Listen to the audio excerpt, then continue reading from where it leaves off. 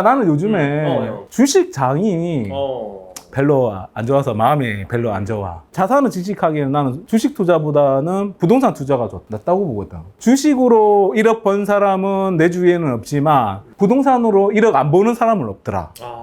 주식은 변동성이 엄청 크고 굉장히 심하지. 개미 투자자가 수익 내기가 굉장히 어려운 구조지. 자본력, 정보력이 개미 투자자가 안 돼. 근데 부동산 같은 경우에는 개인과 개인의 거래거든. 자산 시장이 인플레이션 할수록 가격이 그냥 올라가는 구조야. 자산 주식하는 나는 부동산 투자가 좋다고 생각을 하거든.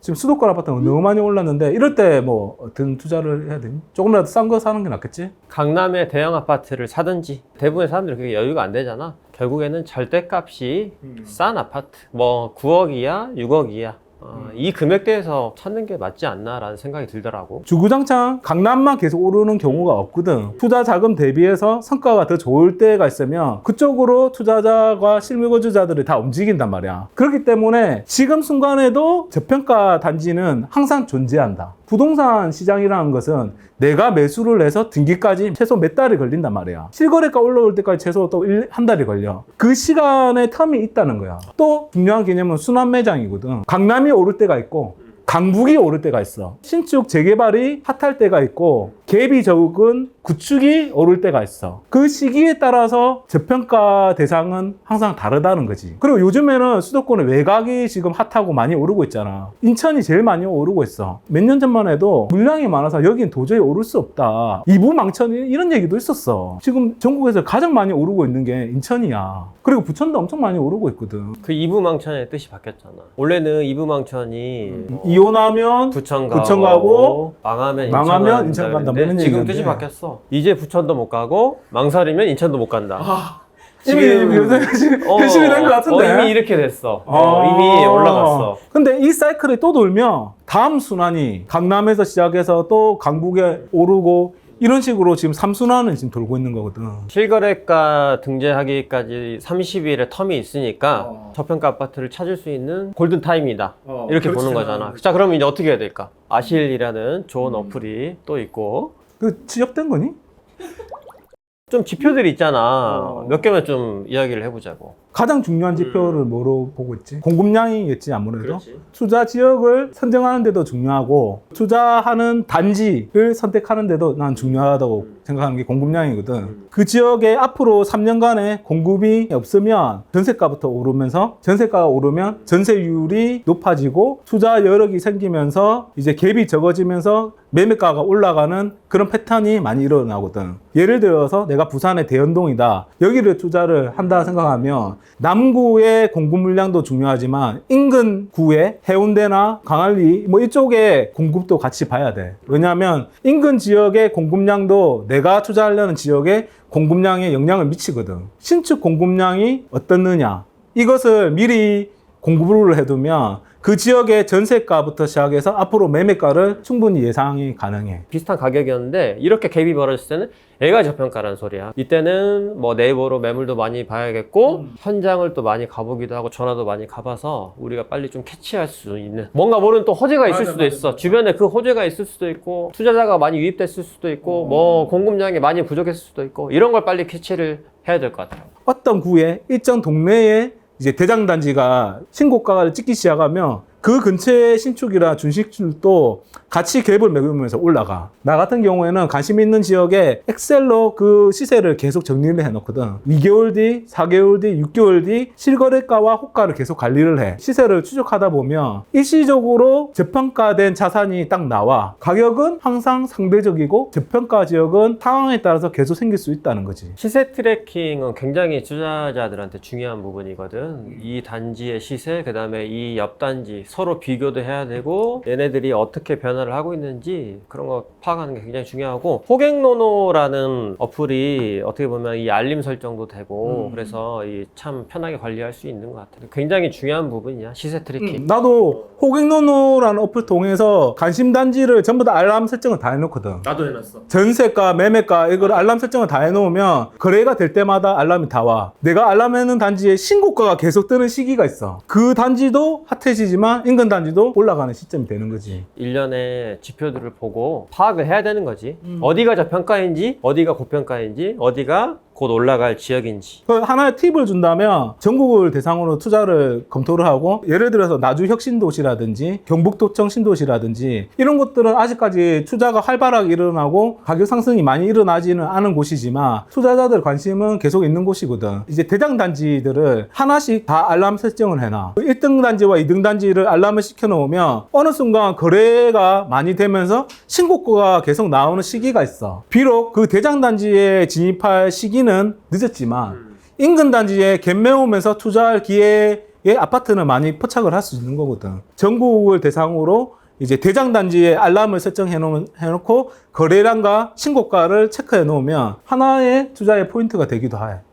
앞에 우리가 얘기했던 그 공급량과 연결해서 싸게 살 수 있는 시기가 있어. 일단은 물량이 많아지는 시점이야. 그러니까 물량이 많아지면 공급이 많아지고 수요는 적으니까 가격은 주춤하거나 조금 떨어지겠지. 그게 이제 뭐 입주해서 6개월이나 뭐 이렇게 했는데 요즘에는 전매 제한이 이제 전체적으로 다 되면서 쉽지가 않은 시장이 됐고, 그리고 두 번째는 입주를 이제 할 때 등기를 못 치는 투자자들이 생겨. 그때 대단지 같은 경우에는 금매로 내놓는 경우가 많고, 나 같은 경우에도 파주 운정 힐스테이트를 매수할 때도 3,000세대의 입주가 동시에 진행되다 보니까 금매가 나와서 이제 내가 거의 줍줍하듯이 한 시기였고, 그 다음 세 번째는 한 단지만 계속 분석을 했을 때 비과세 물량이 도래왔을 때야. 그러니까 2년 뒤에 비과세 시점이 되면 비과세로 매도할 사람들이 이제 매물을 내놓는다고. 그러면 일시적으로 2년 입주하고 나서 2년 뒤에 매물이 좀 많아지면서 가격이 주춤하는 시기가 있어. 물량이 많을 때 그때 투자하기가 좀 좋고, 그리고 이제 신도시를 기준으로 입주를 처음 시작하는 이때가 주변이 전부 다 허브을 판이기 때문에 사람들이 여기의 가치에 대해서 제대로 평가를 못해. 처음에 인프라가 적기 때문에 불편은 하지만 가장 싸게 살 수 있는 시기고, 눌림목 구간에 있는 그 신도시가 입주한 지 5년이 되지 않고 또 비과세 물량이 다 나오지 않은 시점, 이 시점을 활용하면 투자하기 좋은 시점이라 보는데, 5년이 지나면 그 신도시 인프라가 어느 정도 만들어져. 상권, 학군, 교통 이런 것들이 다 좋아지거든. 그럼 그때부터 본격적으로 전세가, 매매가 같이 올라가는 경우가 많단 말이야. 공급이 많아지는 때때의 시점을 내가 연구하고 검토를 해보면 저평가되는 시점이 있어. 나는 요즘에 저평가하고 좀 비슷한 건데, 실거주자 입장에서 좀 싸게 살 수 있는 방법이 하나 있긴 해. 어떤 매물을 공략해야 되냐면, 전세가 끼어져 있고 전세의 퇴거 시점까지 기간이 많은 물건들은 매매가가 좀 낮아져 있잖아. 맞아. 그래서 실거주자 입장에서는 이런 거는 전세를 끼워놓고 미리 좀 사놓으면 조금이라도 더 낮은 가격에 매수를 해놓을 수가 있다. 이런 매물 같은 경우에는 이제 투자 자금은 좀 많이 드는 단점은 좀 있지. 그러니까 실거주자 입장에서 하기 좀 괜찮은 부분이지.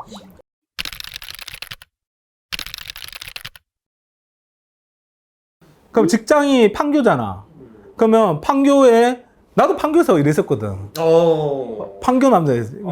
계속 그 근처로 개발이 계속 꾸준히 되면서 판교에 연결되는 그 노선을 주목하면 되는데, 신분당선이 수지에서 강남 판교까지 연결돼서 난 좋다 생각했고, 황금 노선이지. 이제 8호선이 연장되는 역세권이면서 신축, 신도시, 이 관점에서 봤을 때 나는 이제 다산 신도시가 좋다고 생각해. 아, 다산 신도시. 왜냐하면 지금 추천하는 곳은 8호선 역세권, 다산 일동 진건지구거든. 잠실까지는 20분대에 가고 판교까지는 한 40분 안에 갈 거야. 굉장히 빨리 연결되면서 지금 이제 시세가 얼마냐면 9억대거든. 9억대인데 싸다 아니다 라고 각자 뭐 강론운반이 많을 테지만, 비과세 물량이 1동과 2동 모두가 끝나는 시점이 올해 말이야. 전체적으로 비과세 매물이 끝나면서 가격대가 오르는 시점이 나는 지금 시점이라고 보고 있거든. 다산의 진건지구의 8호선 역세권에 반도보라 1차라는 곳이 있는데, 여기는 여기에서 한 10분 정도 걸려. 여기 지금 시세가 이제 84 34평 기준으로 9억 5천 정도면 사더라고요. 9억 5천인데 전세가 지금 6억 정도. 그러면 갭이 한 3억 정도 하는 거지. 일단 내가 3억 정도의 여유 자금이 있다면 전세를 안고 먼저 사놓는 거지. 사놓고 대출을 받아서 입주를 해도 되고, 내년 정도면 한 번 더 들썩들썩 하다 생각하는 게 8호선 개통 전후로 가격이 많이 올라. 8호선이 개통할 이후로 오르는 게 아니라 전부터 가격은 아까 말했듯이 비과세 매물이 끝나면서 올라간다고. 그래서 상대적으로 좀 저평가 지역은 여기. 판교나 분당에 살고 싶지. 그치. 근데 이제 현실적인 여건이 그렇게 안 되잖아. 그래서 일단 신분당선 라인은 좀 어렵다고 보고 그치. 경강선이나 수인분당선 쪽에서 좀 찾는 것도 괜찮은 것 같아. 그치. 경강선으로 가면 이제 경기도 광주 쪽에 가서 아파트를 좀 검색을 해본다거나 아니면 수인분당선 쪽에서 죽전역 아니면 이제 그 밑에 이제 보정역 쪽도 실거주로 굉장히 만족도가 높은 곳이거든. 죽전역하고 가까운 이제 역세권은 동성 아파트. 동성 2차 같은 경우에 좀 빠듯할 수도 있는데 3억 정도면 역시 전세를 끼고 미리 좀 사놓을 수도 있고, 조금 더 이제 죽전 안쪽으로 들어가면 죽전 힐스테이트 아니면 죽전 건영 아파트도 충분히 3억대로 좀 공략을 할 수 있다. 죽전이 힘들면 그 밑에 이제 보정역도 역시나 뭐 굉장히 생활하기 좋고 그 주변 아파트들도 한 3억 정도 내외면 충분히 전세 끼고 투자할 수 있는 괜찮은 지역이다. 한 4년 뒤에 실거주 할 수 있을 때가 되면 그쪽으로 실거주 하는 것도 괜찮지 않을까라는 생각을 해보지. 보정역에서 조금 더 내려오면 상갈역이 있거든. 있지. 상갈역 같은 경우에도 좀 저평가 아파트가 아직까지 좀 많아. 금화마을 6단지라는 단지가 있어. 근데 여기도 이제 많이 구축이거든. 여기가 이제 소형 아파트야. 21평이고 매매가가 지금 4억인데 전세가가 3억이야. 그러니까 갭이 아직도 1억밖에 안 되고, 여기가 좀 좋은 이유라고 생각하는 이유는 여기가 5층짜리 아파트야. 5층짜리 아파트의 역세권이거든.